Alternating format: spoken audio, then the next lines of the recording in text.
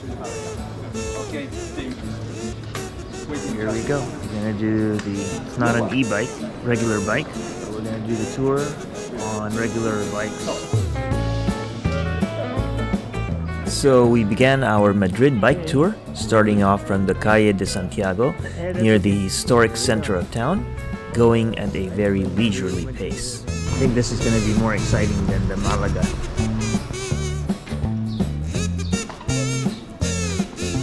Okay, first stop. This is the cathedral, the Almudena.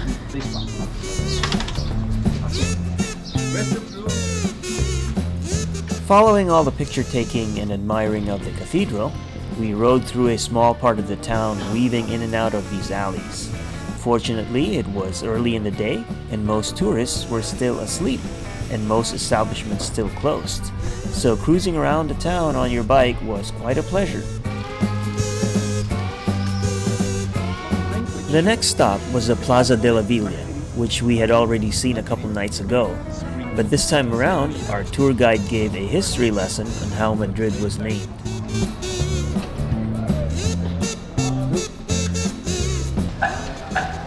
Calle del Codo, Elbow Street, considered to be one of the narrowest streets in Madrid. That part.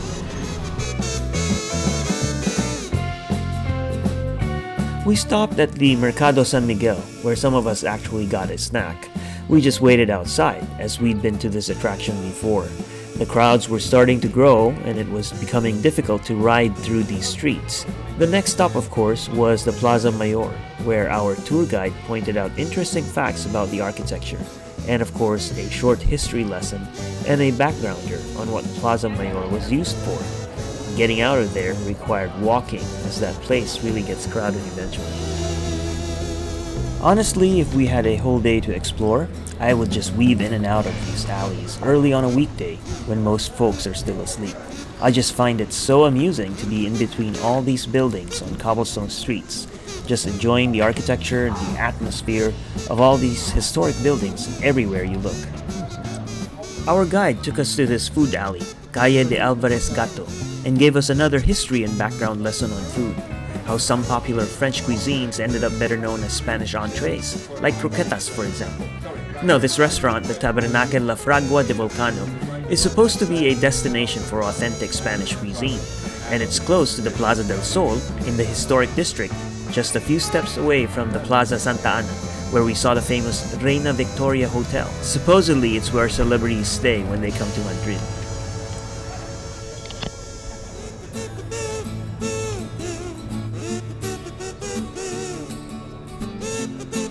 After that stop at the Plaza Santa Ana, we continued to bike through the streets and alleys. Very slow pace, of course, and I was being safe by following traffic laws.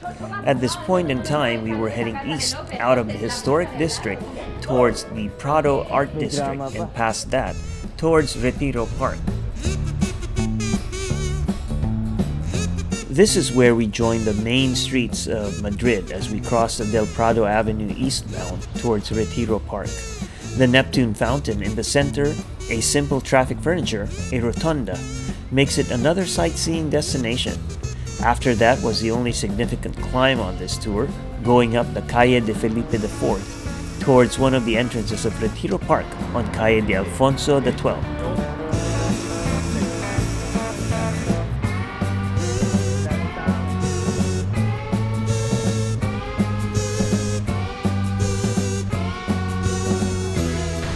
Okay, so we are riding through Retiro Park.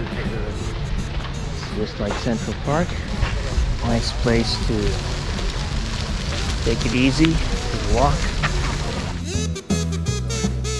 Riding through Retiro Park was easy. Shade from the trees and a slight breeze made pedaling through this area such a relaxing and enjoyable experience. There are so many spots to explore. Memorials, gardens, monuments, or you can just sit and people watch in this peaceful public park within the bustling city. Like I said, it seems like a Central Park in New York.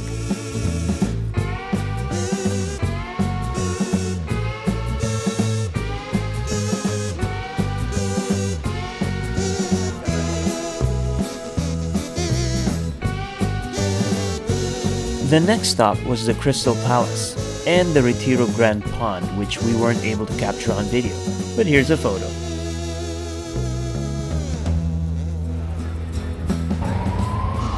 Sign you up for a bike tour with e-bike. No e-bike, lots of hills, but we're going slow and they're pretty comfortable with bikes here. You can take up a whole lane, people don't mind. Love this. Biking through the streets of Madrid. Busy streets, going at a good clip, following the tour guide. As long as you stay in your lane, you're safe. No swerving. So the tour ended right back where it started, in Madrid's historic district, and we capped it with some tapas and a drink. Well, that's it. Thanks for watching. We'll see you on the next video.